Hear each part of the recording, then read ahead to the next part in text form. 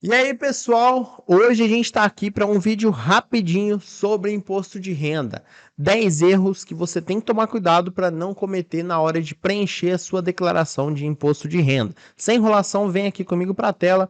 Principais erros, tá? Trouxe aqui esses 10, mas é claro, né, que quando a gente fala de declaração de imposto de renda, existem várias coisas que você precisa tomar cuidado. Mas de qualquer forma, separei aqui os principais na minha opinião. Então vamos lá. Primeiro, colocar o mesmo dependente em mais de uma declaração. Isso é muito sério, tá, pessoal? Também, né, faz com que a sua declaração e a declaração da outra pessoa caia na malha fina, colocar o mesmo dependente em duas declarações. Então, imagine que você aí, seu esposo, sua mulher, enfim, o seu companheiro, seu cônjuge, sua cônjuge, vocês têm filhos e aí você coloca o seu filho e a sua esposa, o seu esposo, enfim, o seu cônjuge também coloca aquele filho na declaração. E vocês não fazem declaração em conjunto, tá? Então, nessa hipótese, provavelmente vai fazer com que você caia na malha fina. Segundo, não informar os créditos em trânsito. Vou deixar aqui um printzinho bem rápido para vocês na tela, pessoal. O que é créditos em trânsito? Créditos em trânsito basicamente é aquele JCP que foi creditado no seu CPF, mas não foi pago, tá? Esse valor ele vai entrar para você no próximo ano, mas como você já tem o direito sobre ele, já tem o direito de receber, você tem que informar na ficha bens e direitos. Terceiro, informar a soma ao total de uma vez só dos investimentos de renda variável. Isso aqui muita gente faz também. Vai lá, tem 10 ações, 10 fundos imobiliários, 5 BDRs, 3 ETFs, por exemplo. Pega, soma tudo ali e joga na declaração de imposto de renda como uma coisa só.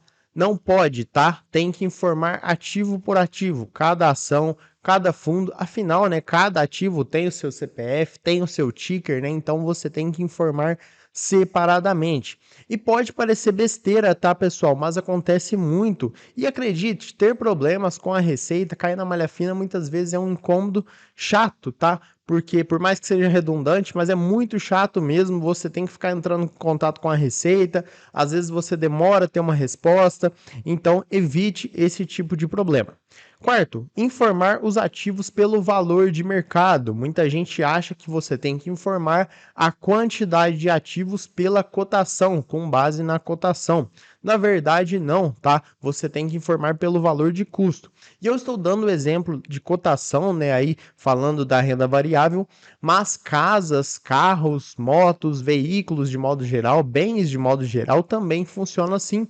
Muita gente tem uma casa declarada no imposto de renda que vale 300 mil, mas ela está declarada por 100 mil, por exemplo. Por quê? Ao longo do tempo aquela casa foi se valorizando, mas você vai manter a casa no seu imposto de renda pelo valor de custo, que nesse exemplo hipotético, né, é de 100 mil reais. Você só vai atualizar o valor do bem caso você tenha feito alguma benfeitoria, no caso de casas, tá? Então fez alguma reforma, claro que você tem que ter toda a documentação guardada, você pode aumentar o valor daquele imóvel com base nessa reforma que você fez. 5. Não declarar os lucros isentos ou não nas fichas correspondentes. Então aqui, principalmente no que tange aí a renda variável, tá? Às vezes você faz operações na bolsa de valores e tem lucro, ou se tiver prejuízo também vale, tá, pessoal? Você tem que informar o seu prejuízo para poder descontar lá na frente de possíveis lucros que você vai ter. Então, se você tiver lucro, tem que ver se aquele lucro é isento ou não de imposto de renda. Se for, tem uma ficha específica, tem um campo específico. Se não for, também tem uma ficha e um campo específico, tá bom? Não pode esquecer, fez operação na bolsa de valores, lembrar sempre de conferir, né, se tem algum lucro ou não.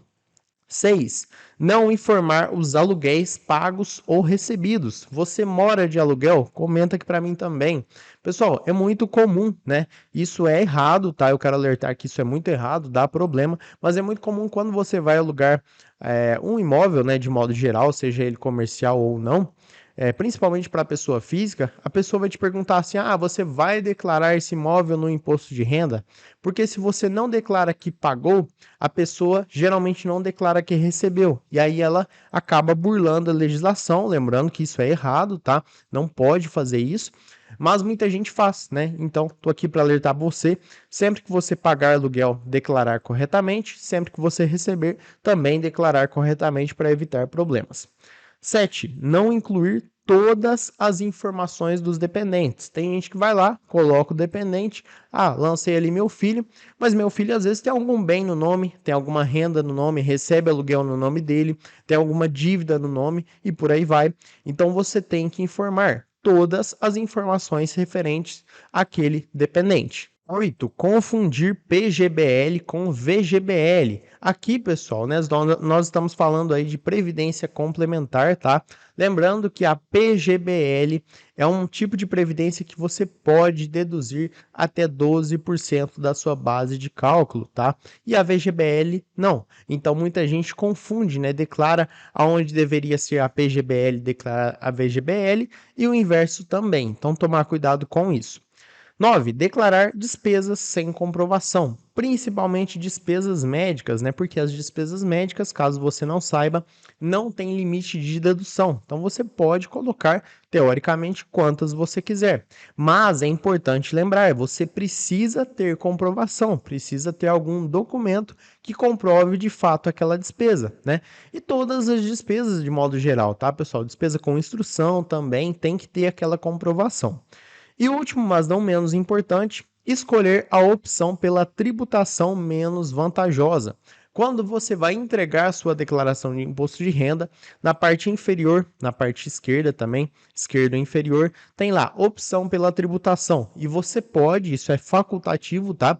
Escolher qual a melhor opção, qual é o mais vantajoso para você, qual você paga menos imposto ou você tem mais imposto a restituir, tá? Não vou explicar o que entra nesse caso aqui, mas você pode sim selecionar, são duas opções, seleciona a que for melhor para você.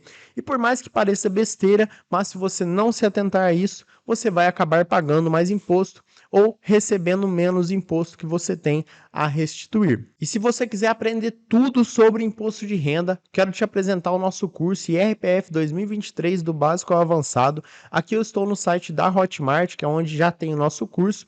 Nós estamos atualmente com 13 módulos, pessoal, mas no total são 20 módulos, tá? Aqui é só uma demonstração de como está ficando o nosso curso, mas nós temos também o nosso site infobolsainvestimentos.com, vou deixar aqui no primeiro link desse vídeo. E se você tiver interesse, como eu disse, em aprender tudo, não é só a parte de renda variável, não é só a parte de rural, não é só a parte de bens e direitos, é tudo sobre imposto de renda. Convido você aí a se matricular no nosso curso, tem um cupom de desconto, Vim pelo vídeo, vou deixar escrito aqui, Vim pelo vídeo, vai lá, clica aqui, matricule-se, tá? E se você tiver alguma dúvida também, olha só, aqui temos 20 módulos ao todo, tá? São módulos de muito conteúdo, sem enrolação, direto ao ponto, tá? E se você tiver alguma dúvida, pode deixar aqui abaixo desse vídeo que eu vou estar te respondendo. Beleza? Pessoal, então é isso, espero que vocês tenham entendido, aprendido um pouquinho mais sobre imposto de renda. Vou ficando por aqui, um abraço e até mais.